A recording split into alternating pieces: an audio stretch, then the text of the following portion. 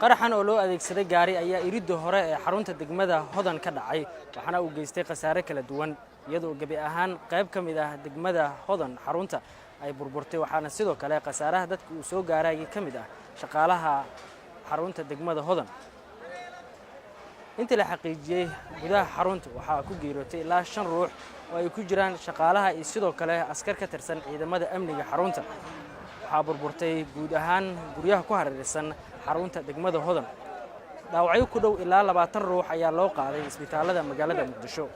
مسؤولين كترسن مامورك gobolka Banaadir uu kamid yahay gudoomiyaha gobolka Banaadir ahna duqa magaalada Muqdisho injineer Cabdiraxmaan Cumar Cismaan injineeriso ayaa soo gaaray goobta qarax uu ka dhacay gudoomiyaha gobolka ayaa qaraxan ku tilmaamay fal argagixiso isagoo sidoo kalena u tacsiyay dadkii waxyeelada ay ka soo gaartay qaraxaasi dhinaca kale waxa uu sheegay gudoomiyaha gobolka Banaadir in baaritaan ay ku sameyn doonaan waxyeelada ka dhalatay qaraxan ujeedaan kooxaha argagixisada waxay rabaan in shacabka bartilmaameedsadaan goobahoodii cibaadadana runtii ay ka burburiyaan midaan u dul qaadan karna maaha annaga waxaa naga go'an in shacabka loo adeego goobahaas si degdeg ah lagu dhiso loo tuso waxa ay sameynayaan inaysan dib marnaba noo dhigi karin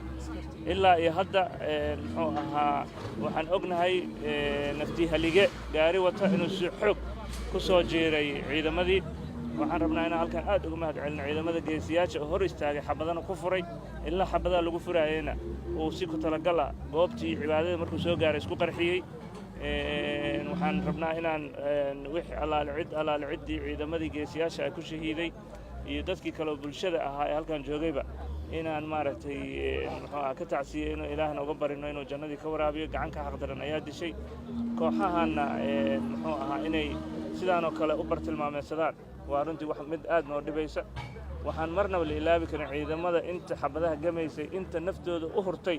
khasaaraha intaan ka badan oo noqon lahaa marka ayagana ma ilaabi doono waa xusi doonaa waa geesiyaasheenna sidoo kale shacabkii soo gurmaday isla markiiba oo runtii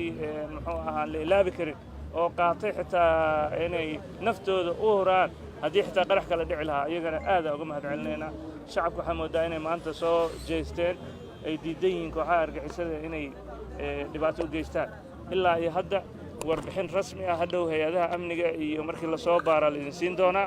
weli dad baa ku jira oo guryihii la keenay hay'adihii gurmadka si ay meelahaas u faagaan haddii dad ku jiraanna looga soo saaro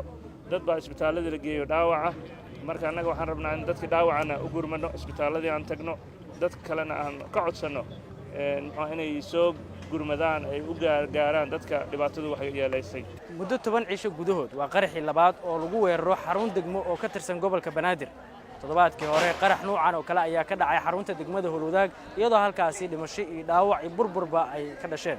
Abdullah Maxamed Ibrahim Goobjoog Muqdisho